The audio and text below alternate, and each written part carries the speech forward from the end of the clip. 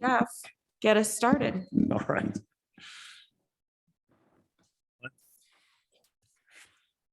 Good evening. My name is Jeff Smith. I'm Vice Chairperson of the Webster Groves Plan Commission. We are a 9-member board of citizens appointed by the City Council to review development proposals and make recommendations to the City Council regarding future development of the city.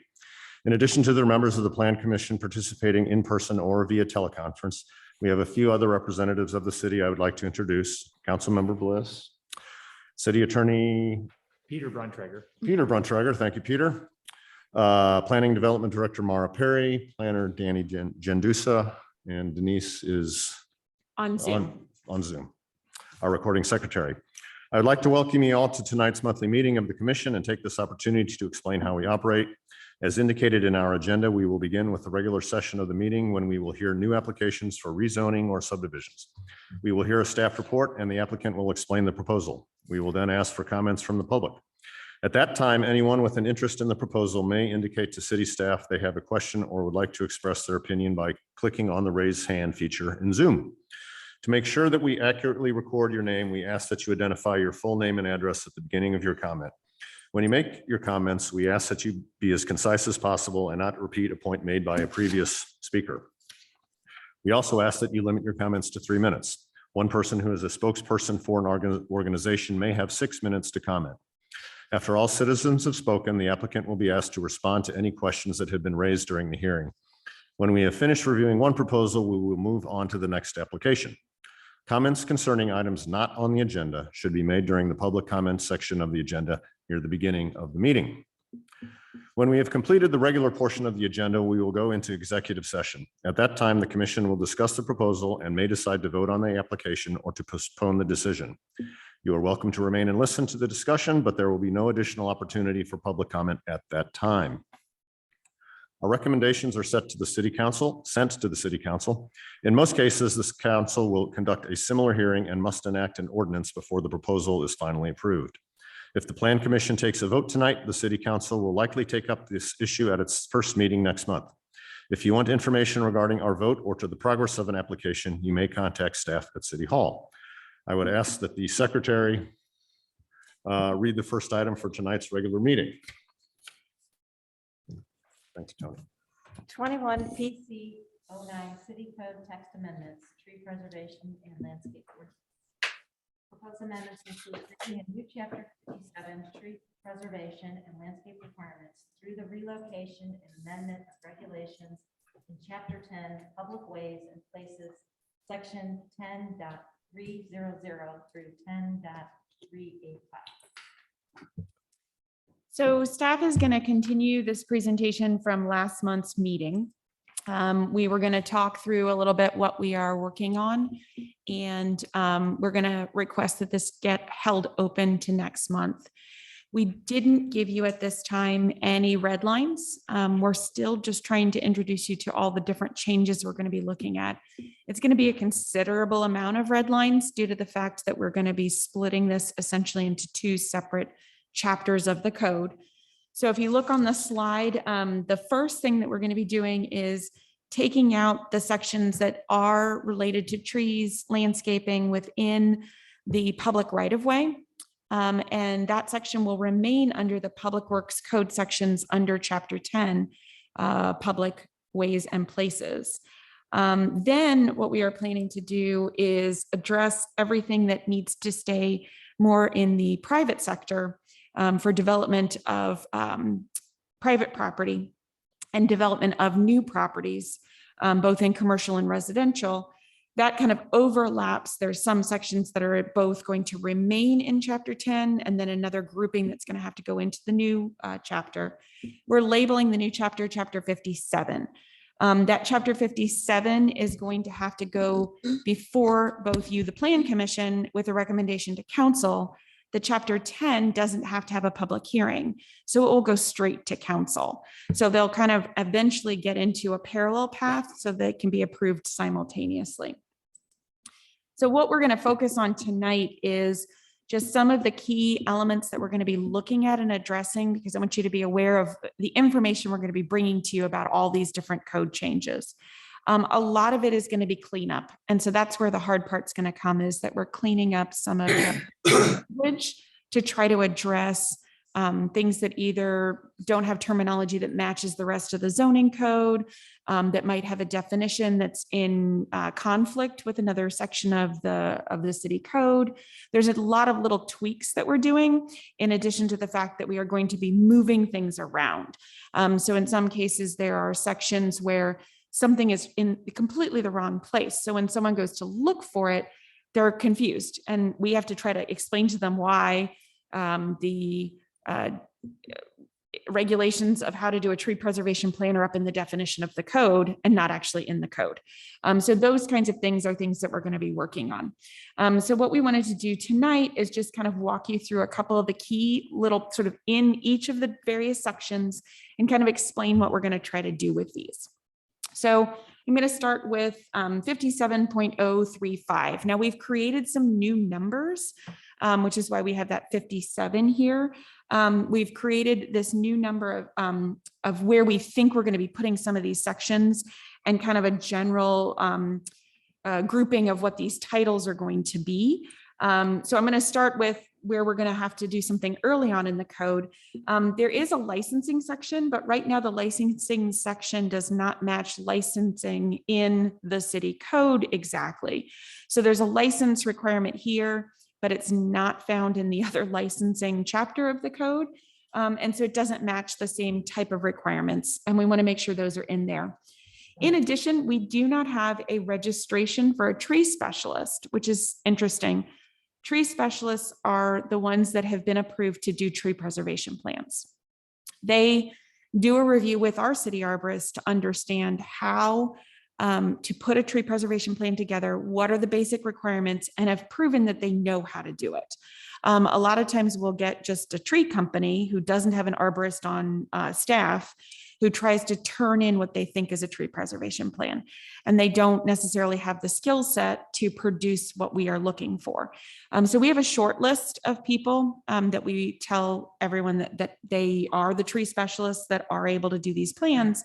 But there's no official registration in the code, and there's no official registration online for them to fill out. So we've been wanting to get that a little bit more formalized. We're not recommending that they have to do an annual registration like other companies need to do to be registered. They would be on there and be able to remain on as once they get registered, they can stay on the list until such time as either we have some issues with plans that come in, or someone's no longer with a particular company. We would ask them to re-register. So that's one of the key sections that we wanted to start with. Who will certify them? Our city arborist. Yeah, our city arborist. So it'd be through the Parks Department. And is there going to be a requirements? Like, what are the requirements for? Yes, there will be a set of requirements for what is needed to become a tree specialist. Yep, definitely.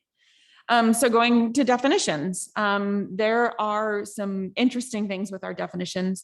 Some definitions contain full-blown code regulations. We have 2 or 3 in there where the definition is about a half a page long, has all these regulations that are not actually in the code. They were not put in there properly.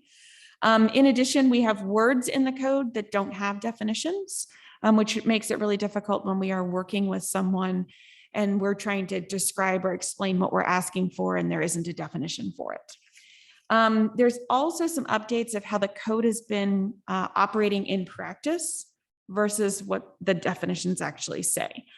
So there's been some things that have been modified over the years of how either trees get evaluated, or information on some other things that we have found that are inaccurate in the definitions. So we've started looking at all of those and where we need to update them.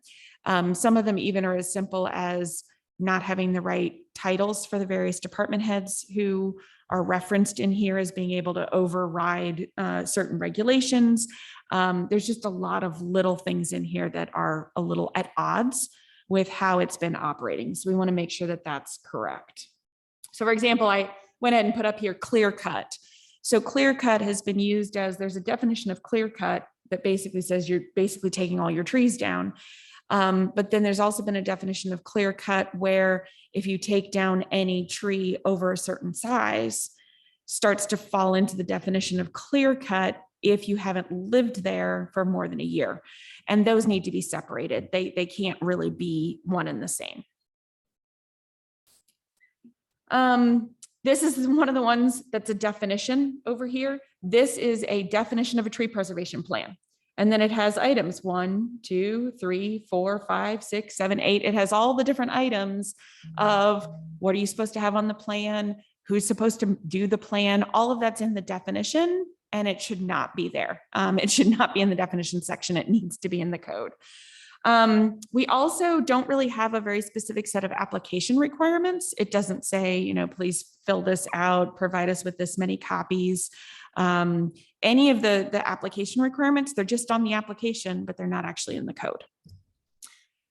We need to clarify when it's applicable. Many times there's a conversation about it being applicable if you've lived there for less than a year to do a preservation plan because you're starting to do major work on the site and you're going to potentially damage trees, potentially neighbors' trees or the trees on your own property.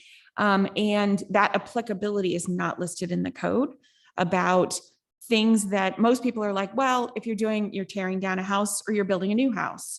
Okay, they understand that's very, very easy and clear cut. But when it comes to someone who says, well, I haven't lived here for a year and I'm thinking of taking a couple trees down, or they're saying, I'm not going to take any trees down. How do we know that they're going to preserve it? And then what ramifications do we have if a tree gets damaged on a neighbor's property and we don't have a preservation plan that's identified those trees? So we've kind of talked about what we need to have and when it is applicable for a tree preservation plan. There's some reference to a permit waiver, but there's not really any information on how someone can get a waiver. And we've been giving people waivers. So if someone has lived there for less than a year, there's no trees anywhere within the area that they're going to be working, they're going to put up a fence. And we know that there's like nothing that's going to be impacted anywhere in that general vicinity. We can give them a waiver to not have to fully document all the trees, 100 feet back on the back of the property on the neighbor's property if they put the fence in the particular location. So we really do need to add a waiver as an option. I think a lot of the code was written in such a way to address people who were flipping a property, who weren't caring about protecting the trees, who are wanting to take trees down. And we have a lot of people who have moved in who are trying to make some substantial improvements to their property.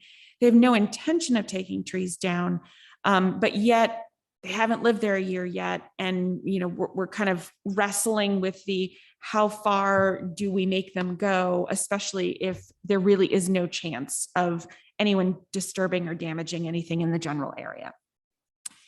We also want to clarify the tree replacement regulations. There's a lot of questions about when a replacement tree can count for some of the other required trees, when a replacement tree can count for a street tree, and whether trees, we've had a couple developers get really confused thinking that replacement trees are required or there's a landscape plan required for a new house and there's not. And so a homeowner sometimes will ask, well, doesn't that count towards my required trees? And there are no required trees other than a street tree.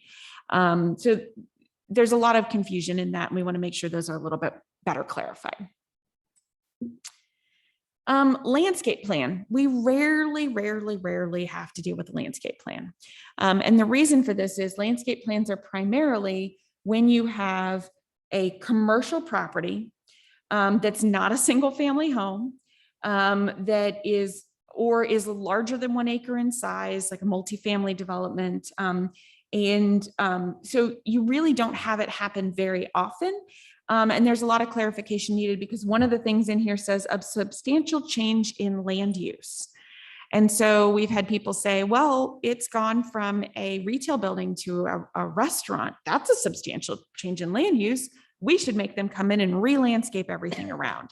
And that's not the intent of the code. The intent is if you're making substantial changes on the property, if you are rezoning it from industrial to multifamily or planned commercial, or you're doing some major change, that would be your substantial change in land use.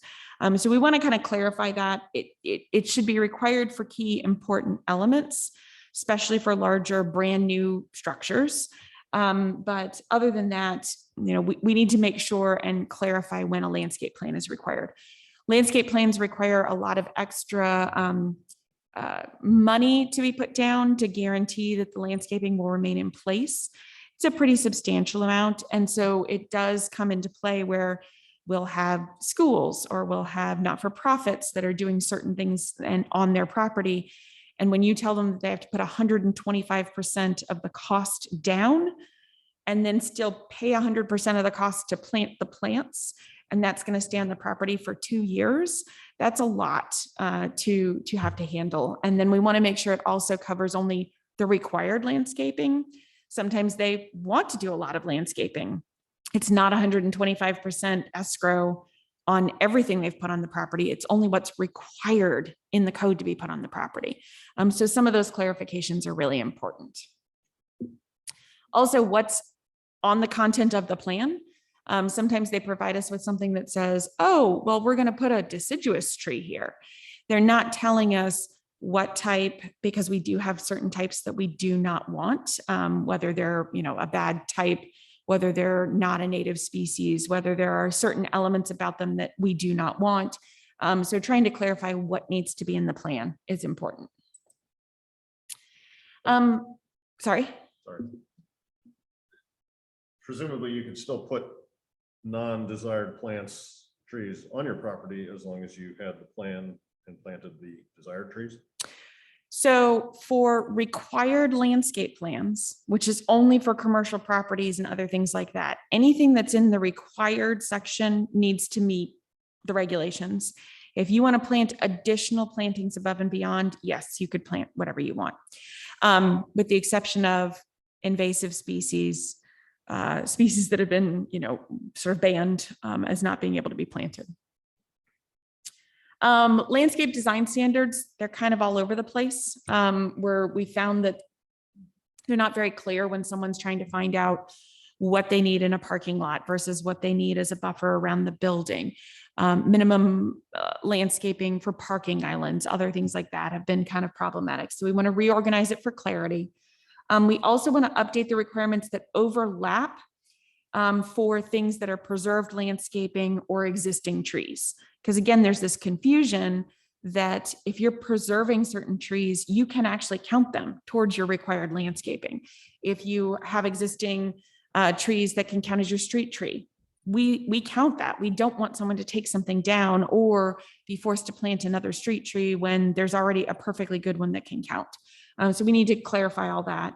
And then clarifying the buffering requirements of commercial to residential. There's been a lot of confusion over people thinking that we require it. Again, if a business changes and they don't make any major improvements on the property, they're not adding a brand new parking lot with more than 6 spaces, if they're not putting a major addition on and have a CUP that requires something, we don't require a buffer. It's an existing building, it's an existing location.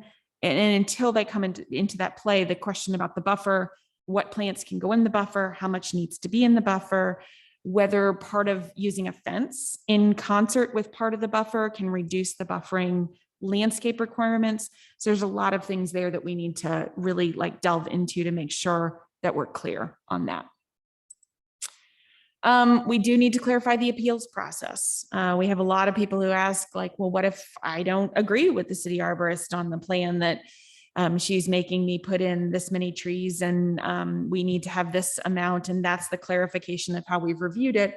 There is a right to appeal, but it's a little confusing because it does go to Board of Adjustment, which is a little bit of a, we kind of want a first step appeal process that's more internal. And then if you really need to go to Board of Adjustment that you, don't agree with our determination, we could take it to that next step. But it seems a little aggressive to have to go all the way to Board of Adjustment just because you want to appeal a landscape plan. So we do want to clarify that. Surety requirements, there's a lot of discrepancy between what they can be fined and what is required. So my understanding is the last time this went to the city council, there were some conversations, and one of the numbers was moved down to only an $800 requirement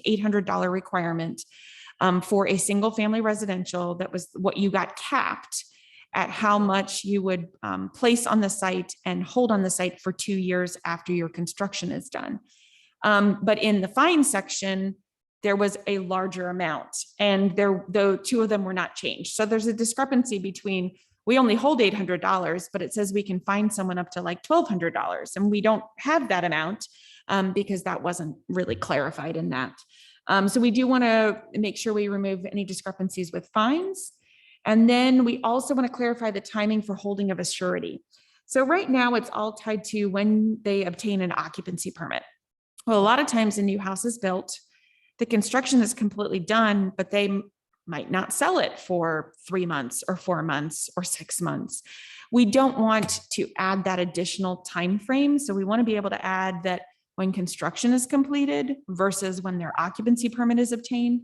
There's also a confusion with commercial because they don't obtain occupancy permits, they get business licenses. And we're going to be trying to fix that in the code too, where they actually get an occupancy permit that's separate from their business license. We're going to be working on that as another code amendment. But for now, business license are their occupancy permit. When they obtain their business license, that's their occupancy. Well, that doesn't tie in here in terms of the timing of when the 2 years starts on the landscape plan or when the 2 years starts on the tree preservation plan. Yes. So if you have someone that built a new home and they put in the landscaping, they get their escrow back, and they haven't sold the house, and the landscaping dies before it sells up. So would that come out in the inspection? So they don't get the escrow back for 2 years. Yeah, so it's 2 years. So we've never had the problem of they've planted the landscaping and it dies before someone occupies. It's more the issue of they plant the landscaping 3 or 4 months ago before someone actually buys the house and moves in. They get their occupancy permit 4 months later. And then we still would then start the timing for 2 years after that. So it's really been longer, which isn't good for anybody. And in addition, there's also that oddity of when someone buys the house and the escrow is still in the developer's name. And then the homeowners go ahead and cut down a tree or do something. So we've been trying to kind of reconcile all of that. Because a lot of times the developers will come back and say, well, we didn't tell them they could take that tree down. Well, of course they didn't. You've been living there for a year or a year and a half. So we're trying to make sure that that kind of gets consolidated in and figure out a better way to manage that. Yeah, I'm just trying to protect the new homeowner, because, you know, if it's the house is sitting there, and, you know, maybe they're not watering it, or the sod doesn't get watered or whatever, then who's responsible for that? So you're saying the developer is still responsible. Yeah, the developer is still responsible. Okay. Yeah. And then we have a whole series of prohibited acts. And again, there needs to be some clarification because there's the clear cut that then has some exemptions if you've lived there for less than 12 months. And then that's where it gets a little muddy as to what does it mean when someone is occupying a property for less than a year and goes ahead and just cuts down a bunch of the trees without getting a permit or obtaining a permit. There's a few other that the prohibited acts, half of them are more geared to right of way versus private property. We need to kind of clarify that and pull those apart from one another. And the last one is an actual appeals section of the code. So we had to clarify how you appeal, but we also want to create an appeals section in the code so that it's separate and matches how we have appeals in other sections of the zoning ordinance. That is pretty much it. Sorry, really dry, no pretty pictures of trees, no landscape plans. But we were sort of just keeping it down to, we wanted to make sure you understood these were the key sections we were going to focus on. Again, when you see this, it's going to look like we have bled all over it. There's going to be red lines left and right all through this document. We're going to try to provide you with both the red line, a clean version of the code. We're going to try to break these sections out in the same way we did this time to kind of show you what we were trying to do. but we're also not going to want to have to go through line by line by line, because there's going to be a lot of just cleaning up and saying Director of Planning and Development instead of Planning Director, or silly little things like that. But we will try to keep all of those clean. So any questions, thoughts, concerns?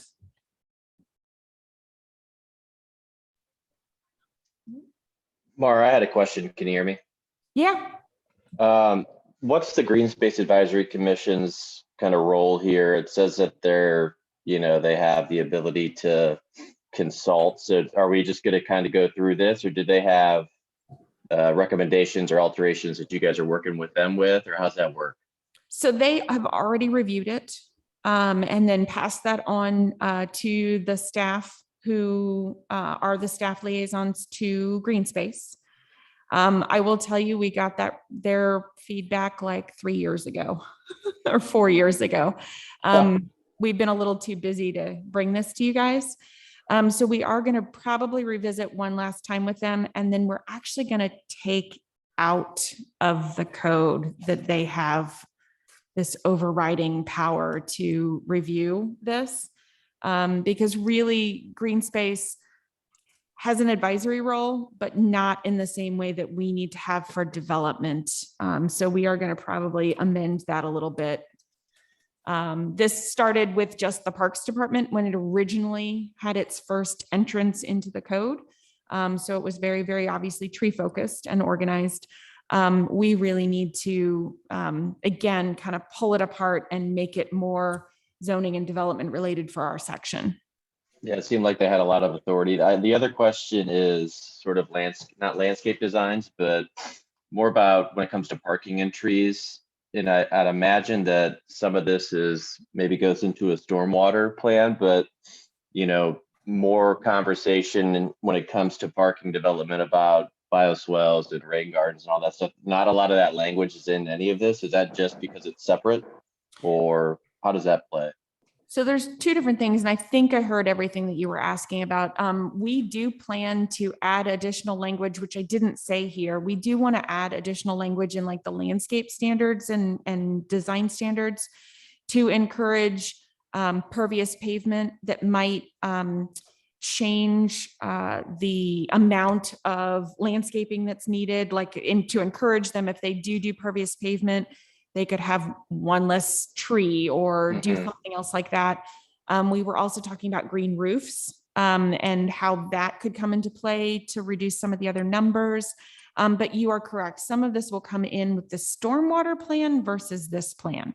So we would encourage it with some of the landscaping elements, but we do still have to go back and revisit. And I know you all know we want to revisit that whole stormwater section or the code section to try to reduce impervious pavement and impervious surfaces in our single family residential. And we're going to get to that. We just knew that this one really has been waiting a very long time to be addressed. No, that helps. Thank you. Anyone else? Any other questions, thoughts? Just a comment. So aside from updating, is this a, kind of a response to a lot of the new new housing that we've been having? No, actually it's not. This has been in the works for 5 or 6 years, from back when Yvonne took over. She and I had been working really well together on our various developments, and she and I kept making little notes of, we really need to fix this. We really need to fix that.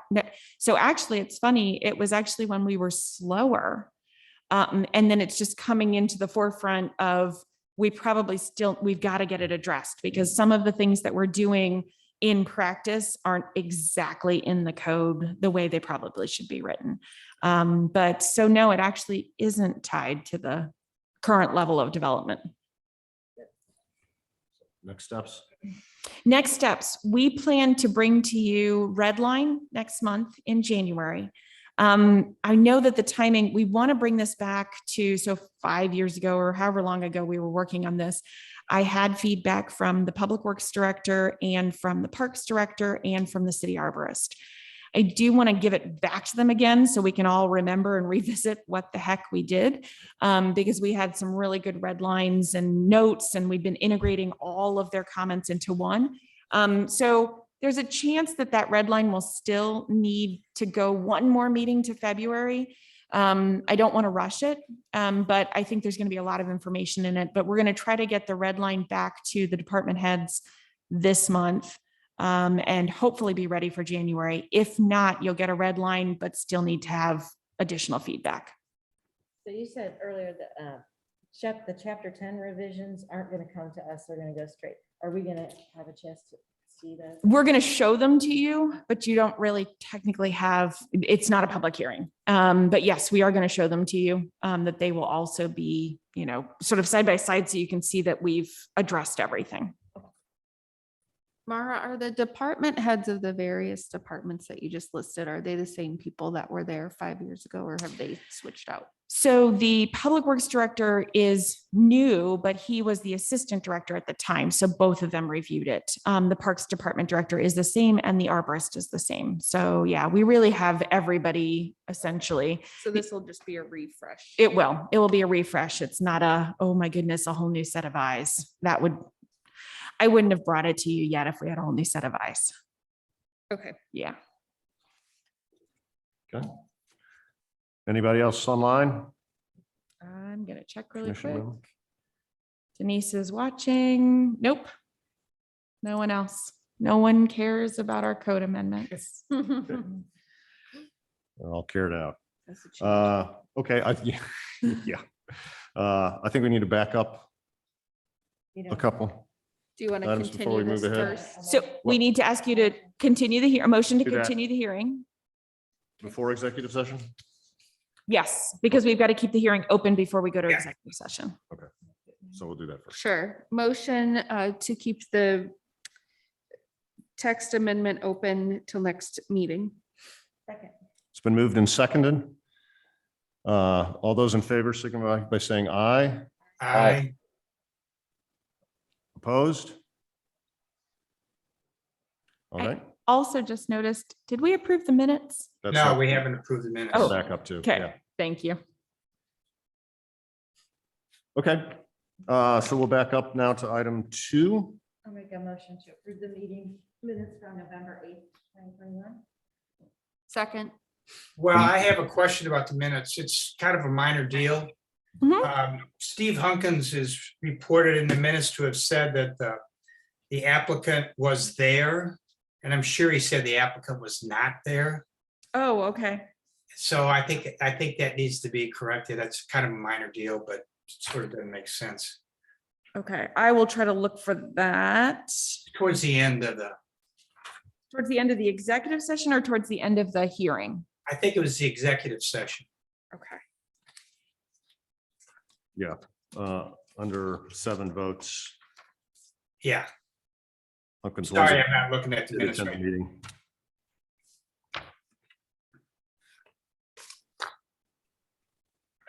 Did not. Okay. We can fix that. It's probably a typo.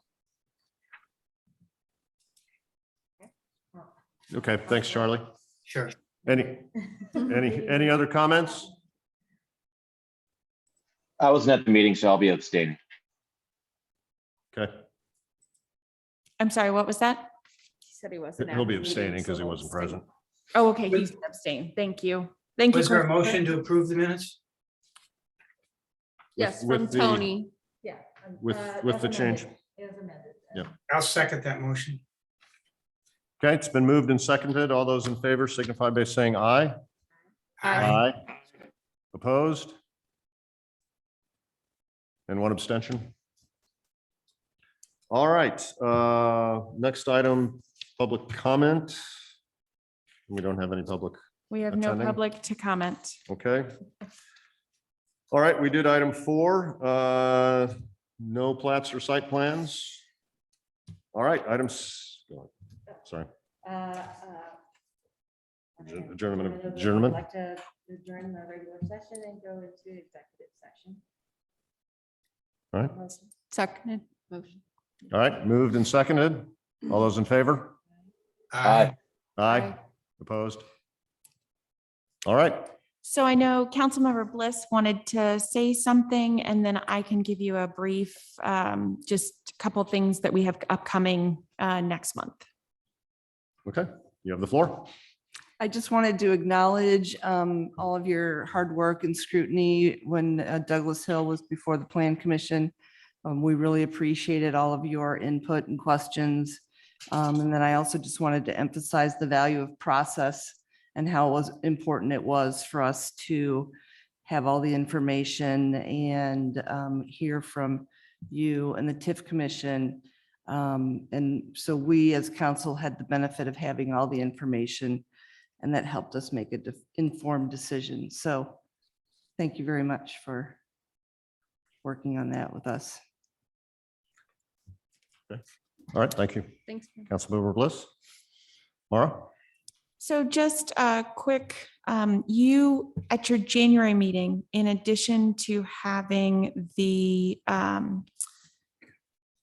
this hearing held open, you are also going to have a planned environment unit procedure request. The planned environment unit is an overlay to a residential zoning. So it's not a rezoning. We're not going to be changing the zoning of a particular property, but it's an overlay that allows someone to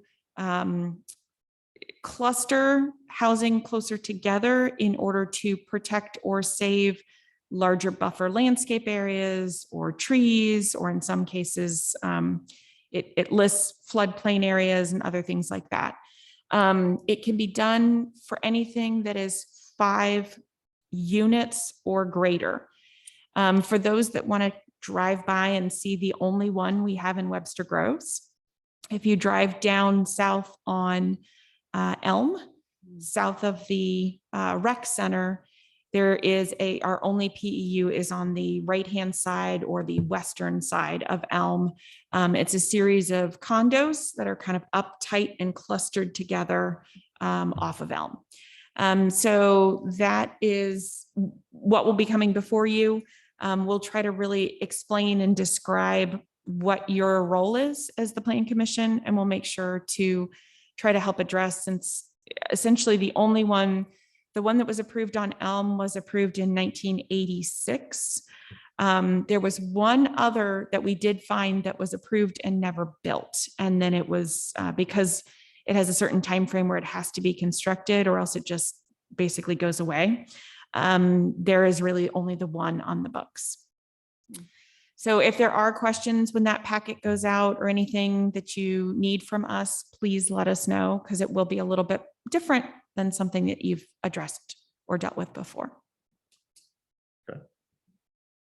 That's all that's anticipated at this time? That is all that's anticipated and more than at this time. The deadline has passed. So that is the only other item. For sure. Even better. Okay. When is the next meeting? Next meeting is Right. January 10th. 10th, Okay. second Monday of the month. All right. And we'll get a new yearly schedule at that point. Oh, yes, I will email that out. We have it already. I just forgot about it. I usually give it to you at this meeting. Sorry.